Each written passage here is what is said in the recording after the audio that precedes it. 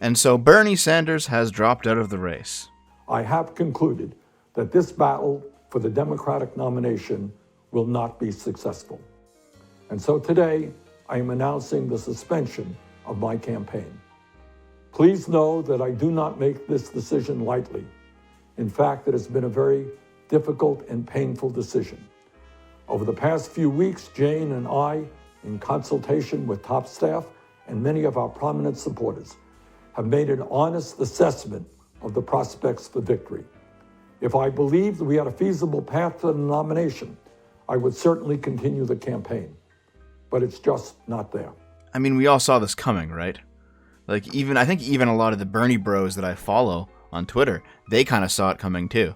Even if you actually believe that Bernie Sanders isn't a straight-up Venezuelan-style socialist or like a tanky or something, you can't deny that his staffers certainly are. I think we've all seen the Project Veritas leaks at this point, where you've got Bernie staff simping for the Soviet Union and talking about how the Gulag was actually pretty good.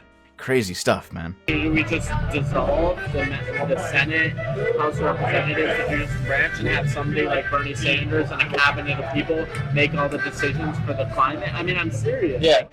What will help is when we send all the Republicans to the re-education. Shoe Head is probably the only Bernie bro that I support. Is it really a Bernie bro if it's a girl? Or is it just like a Bernie supporter or something? Bernie bro's catchy, though. I don't know, maybe she has a penis.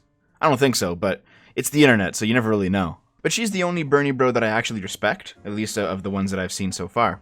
And I do kind of get where she's coming from. For example, she says, "You've changed the conversation forever. Things you were saying years ago and people were calling you crazy for are now incredibly popular. I look forward to the next election where every candidate on stage is trying to do their best Bernie impression." And I mean, fair enough.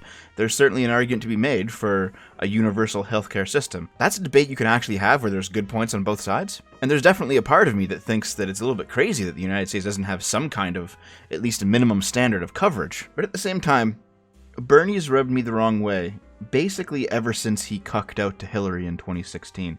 And I think I know why.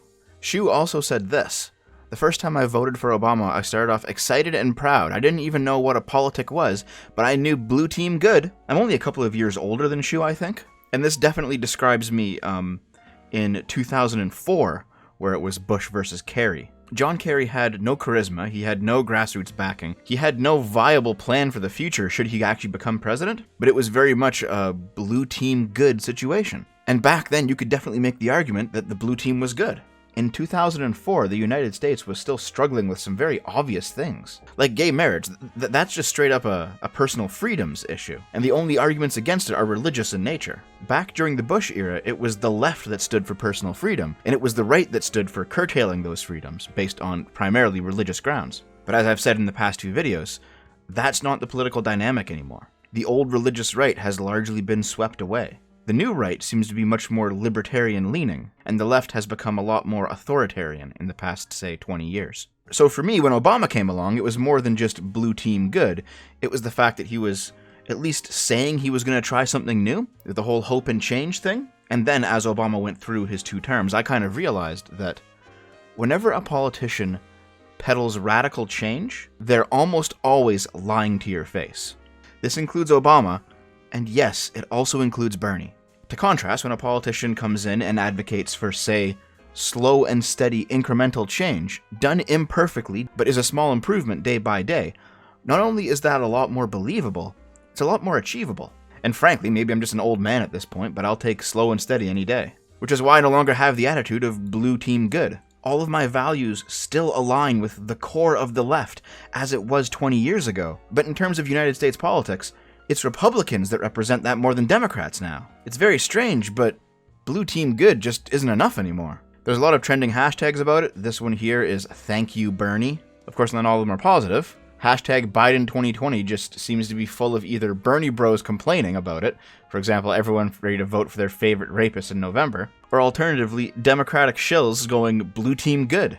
Stop being little bitches and start campaigning. We cannot survive another 4 years of this shit. Really. Even if you dislike Trump, is the United States actually this dystopian hellscape? Things seem to be going okay down there.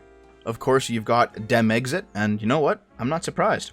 If you want the DNC to learn its lesson, you are going to have to dem exit. That is just the way this goes now. You didn't do it in 2016, you still ended up cucking to Hillary just like Bernie did, and you can't do it in 2020 if you want there to be actual change in your party. If, for some ridiculous reason, you want the Democratic Party to become a socialist party, you are going to have to hand them a worse defeat than they faced in 2016 because they still haven't learned the lesson. And speaking of blue team good, you also have hashtag vote blue no matter who. Because it seems like both the establishment Democrats and the radical left in the United States still just haven't learned their lesson yet. Of course, it's always kind of funny to laugh at people who have completely lost their minds. Joe Biden is now U.S. presidential nominee, meaning the Democrats can never again attack the Republicans for choosing a lying, senile, racist, warmongering sex offender. The resistance have shown themselves to be hypocrites in the most astounding way. As it turns out, the left is just as morally bankrupt as the right when the chips are down. I don't know how you can justify blue team good at this point. Facts. I'm mad Biden is the nominee. I 100% believe the allegations against him. I wanted someone much more progressive. Also facts. Biden or Trump will win. For progressive legislation down the road, we need blue courts. If you don't vote for Biden, you're in the way. I thought you wanted revolution. I thought you wanted to upend the system. If you're not willing to actually burn everything down, maybe you should stop playing at it. Because do you know what it'll take to actually get the DNC to change long term? Losing so hard, they don't come back for a full generation. But it seems like you're not willing to do that because you want blue courts. Well, you're not going to get them this way. Wow, I'm heartbroken about Bernie. In all this darkness, he made me believe that people together could be the light. He continues to be an inspiration, and he'll never stop fighting for us. Thank you, Bernie. For me, you're right up there with Mr. Rogers. Sarah Silverman, you know that Bernie's not dead, right? Like most revolutionaries, you are ahead of your time, and despite resistance from the most powerful people in America, you never stop fighting for real change. You have ushered in a new progressive era, and the fight for justice will go on. Thank you. As it turns out, most of the electorate doesn't want revolution. They want incremental improvement. Real change comes day by day, slowly building it, one brick at a time. I know Americans have this romanticism about revolutions, because, frankly, their country was founded on a successful one. But their country was founded on one of the only successful ones. Most revolutions fail, guys. You have to understand that. Violently turning the whole system on its head doesn't actually create anything stable. I can't believe I have to be saying this. And I think most people at least kind of understand this, so Bernie's revolutionary talk just seems to have alienated a good chunk of the electorate. I love going back to the Sky City guy because he seems to be absolutely insane. Bernie Sanders was my hero before Jeremy Corbyn. He really ignited the socialist spark in me. My dream would be for Corbyn and Sanders to start a transatlantic socialist movement with new political parties. But alas, I fear both will remain loyal to the corrupt Dems and Labour. Well, Bernie's gone. Jeremy Corbyn's gone. Trudeau's facing some serious trouble up here.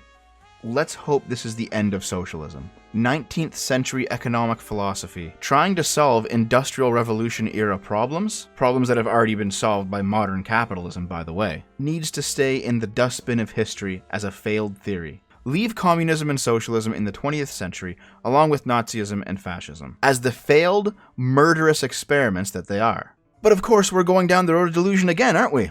Now that Biden's got the nomination, it seems like he's projected to win the presidency. Of course he is. Polling numbers show Biden with 351 delegates to Trump's 187. Yeah, I'm sure this is how November 2020 will go. The Dems are literally doing the exact same thing again. And they don't seem to understand that at least some of Bernie's support comes from the fact that he's outside the political system in the same way that Trump is. 15% of Sanders supporters will vote for Trump if Biden is the nominee. I mean, 80 would still back Biden, but that still means that 15% of people that wanted Bernie are going to go Trump instead of Biden. That's not an insignificant amount. And let's be honest, it's completely predictable. This 2017 article from Newsweek, titled "Bernie Sanders Voters Help Trump Win and Here's Proof," goes through some of the stats and basically determines that 12% of Bernie supporters were only supporters of Bernie because they were anti-establishment and therefore ended going up Trump over Hillary.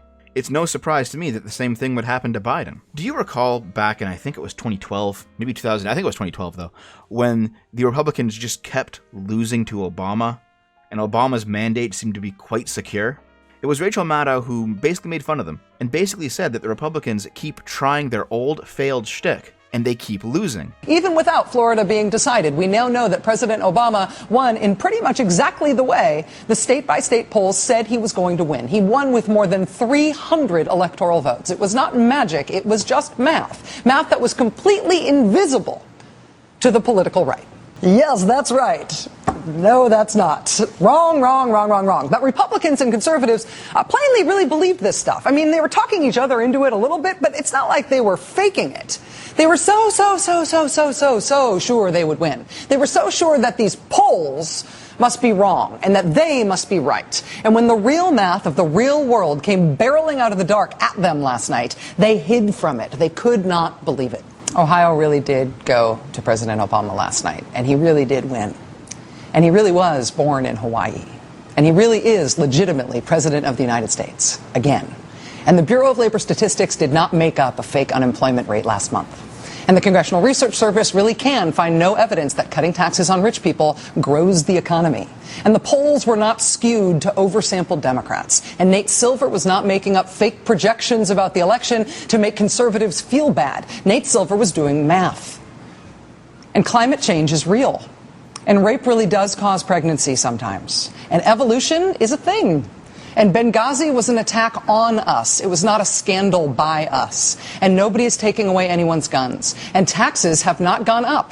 And the deficit is dropping, actually. And Saddam Hussein did not have weapons of mass destruction. And the moon landing was real. And FEMA is not building concentration camps. And UN election observers are not taking over Texas. And moderate reforms of the regulations on the insurance industry and the financial services industry in this country are not the same thing as communism. Listen.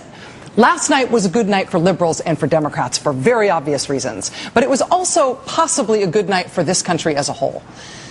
Because in this country, we have a two-party system in government. And the idea is supposed to be that the two sides both come up with ways to confront and fix the real problems facing our country. They both propose possible solutions to our real problems. And we debate between those possible solutions. And by the process of debate, we pick the best idea. That competition between good ideas from both sides about real problems in the real country should result in our country having better choices, better options than if only one side is really working on the hard stuff. And if the Republican Party and the conservative movement and the conservative media is stuck in a vacuum-sealed, door-locked spin cycle of telling each other what makes them feel good and denying the factual lived truth of the world, then we are all deprived as a nation of the constructive debate between competing, feasible ideas about real problems. Last night, the Republicans got shellacked, and they had no idea it was coming. And we saw them in real time, in a real humiliating time, not believe it even as it was happening to them. And unless they are going to secede, they are going to have to pop the factual bubble they have been so happy living inside if they do not want to get shellacked again. And that will be a painful process for them, I'm sure, but it will be good for the whole country, left, right, and center. You guys, we're counting on you. Wake up. There's real problems in the world. There are real knowable facts in the world. Let's accept those and talk about how we might approach our problems differently. Let's move on from there. If the Republican Party and the conservative movement and conservative media are forced to do that by the humiliation they were dealt last night, we will all be better off as a nation. Now, Rachel Maddow isn't actually smart enough to understand that this is the exact same thing happening to the Democrats right now. Rather than 4 more years of stamping your feet, screaming Orange Man bad, talking about how everyone who doesn't vote for your candidate is a racist or whatever, you need to figure out what's actually going wrong, or you will keep losing. The Republicans are all but guaranteed to win 2020, and if the Democrats don't have some humility about this, the Republicans are going to win 2024 as well.